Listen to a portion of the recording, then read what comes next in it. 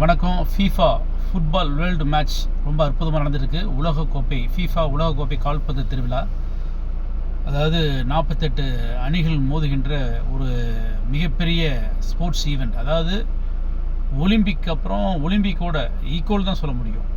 மிகப்பெரிய sports event football. அந்த ஃபுட்பாலில் நேற்றைக்கு நடந்த விளையாட்டை பற்றி நம்ம பேச போகிறோம். ஜெர்மனி கூட மோதின நேற்றுக்கு 10:30 மணிக்கு நம்ம நாட்டினுடைய நேரப்படி, இந்திய நாட்டினுடைய நேரப்படி 10:30 மணிக்கு, அங்கே 9:30 மணிக்கு துவங்கப்பட்டது. 10:30 மணிக்கு நம்ம டெலிகாஸ்ட் ஆச்சு. நான் பார்த்தேன், ஃபுல் டீம் பார்த்தேன். ஏன் பார்த்தேன்னு கேட்டிங்கன்னா, என்னடா இது, ஒரு ஜெர்மனி கூட இந்த குராக்கோ நாடு வெறும் மக்கள் தொகை பார்த்திங்கன்னா, குராக்கோ ஒரு சின்ன தீவு, 1.5 லட்சம் மக்கள் தான். பார்த்துங்களேன், 1.5 லட்சம் மக்கள். நம்ம தமிழ்நாடு இருக்கு இல்லையா, நம்ம தமிழ்நாட்டில் எத்தனை கோடி மக்கள் இருக்காங்க? நம்ம தமிழ்நாடு மொத்த டோட்டல் இந்திய நாட்டினுடைய மக்கள் தொகை எவ்வளோ? 148 கோடி எவ்வளோ இருக்குதுன்னு நினைக்கிறேன். 147 கோடி மேலே இருக்கும். அப்பேற்பட்ட ஒரு மக்கள் தொகை கொண்ட நாடு நம்ம இந்திய நாடு.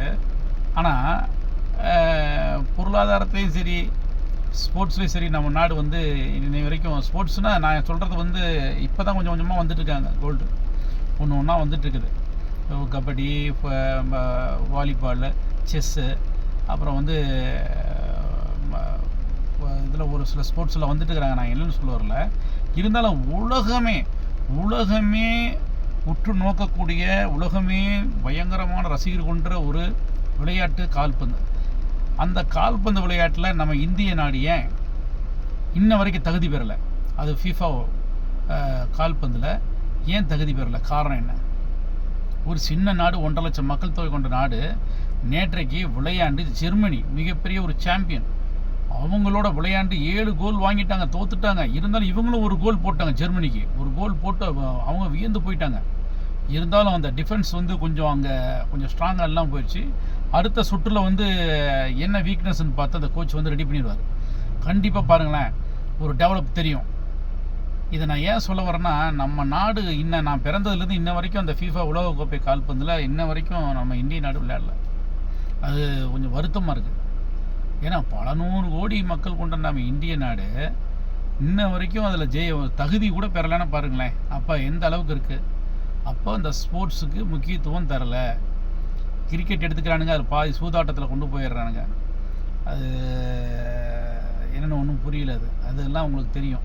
பட் ஆனால் அந்த ஃபுட்பாலை பற்றி ரசிகர்களோ, ஸ்டூடெண்ட்ஸு முன்னிலையில் பள்ளிக்கூடங்களில் நாளை சமுதாயத்தில் கொண்டு போய் சேர்க்கணும். இந்த இருக்கிற கல்வித்துறை அமைச்சர் ஃபுட்பாலுக்கு ரொம்ப இம்பார்ட்டண்ட் கொடுக்கணும்னு நான் வேண்டிக்கிறேன், கேட்டுக்கொள்கிறேன். ஏன்னா நம்ம இந்தியாவில் கூட தமிழ்நாட்டிலேருந்து ஒரு போச்சுன்னா அது தமிழ்நாட்டுக்கு பயங்கர பெருமை.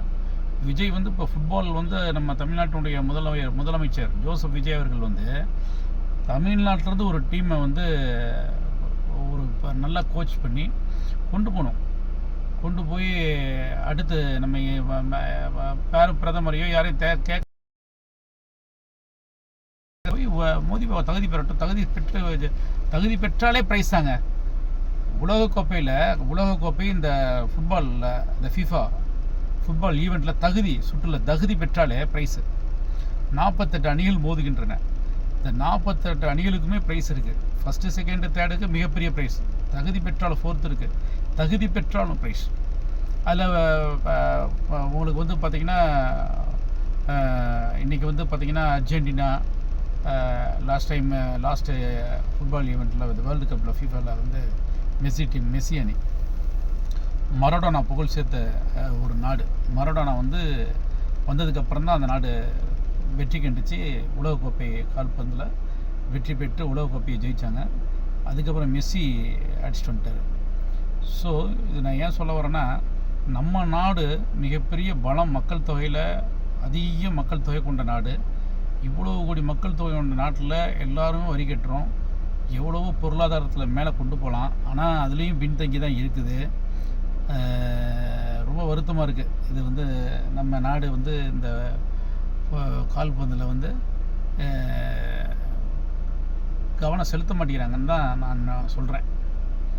ஸோ நம்ம நாடும் இந்த ஃபீஃபா உலகக்கோப்பையில் விளையாடணும்னு நான் வேண்டிக்கிறேன். ஸோ இந்த நேரத்தில் ஒரு தீவு, 1.5 லட்சம் மக்கள் தொகை கொண்ட ஒரு சின்ன தீவில் ஒரு மிகப்பெரிய வீரர்கள் எழுச்சி கண்டு அந்த நாட்டில் அவர்களுக்கு ஒரு முக்கியத்துவம் கொடுத்து அவங்கள ஃபீஃபாவில் வந்து தகுதி பெற வச்சு இன்றைக்கி ஜெர்மனியோட மோதிருக்காங்க. அது வரவேற்க வேண்டிய விஷயம். யோசிச்சு பாருங்கள், ஒரு சின்ன நாடு வந்துருச்சு, அவ்வளோ பேரையுங்க என்னங்க ஒரு உலக நாடவே அப்படியே அவங்க பாறை கொண்டு ஒரு சின்ன தீவு, அது என்னன்னே தெரியாது, குராக்கோங்கிறது யாருக்கும் தெரியாது, ஒரு தீவு. ஜெர்மனிக்கிட்ட போய் கேட்டால் தெரியுமா குராக்கோ தீவு இப்போ தெரியும் சொல்லுங்கள் அப்படின்னா தெரியாது, இப்போ தெரியும். ஏன்னா இதில் வந்து உலகமே அவங்கள பார்வை கொண்டு வந்துட்டாங்க. அதனால் நாம் வந்து வரவேற்கணும் நண்பர்களே, கண்டிப்பாக வரவேற்போம். நம்ம நாடும் தகுதி பெறணும்.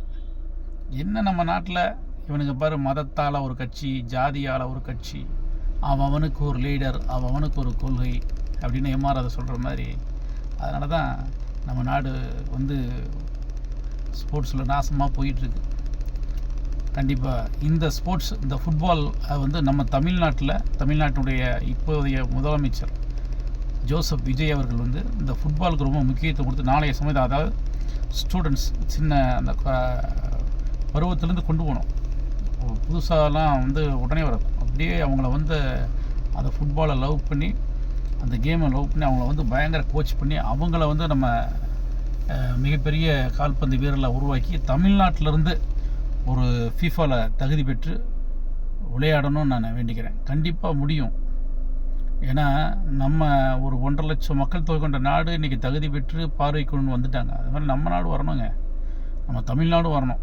இந்தியா கூட இல்லை, தமிழ்நாட்டில் ஒரு முதலமைச்சர் நினச்சாருன்னா இதை கண்டிப்பாக செய்ய முடியும். நன்றி, வணக்கம்.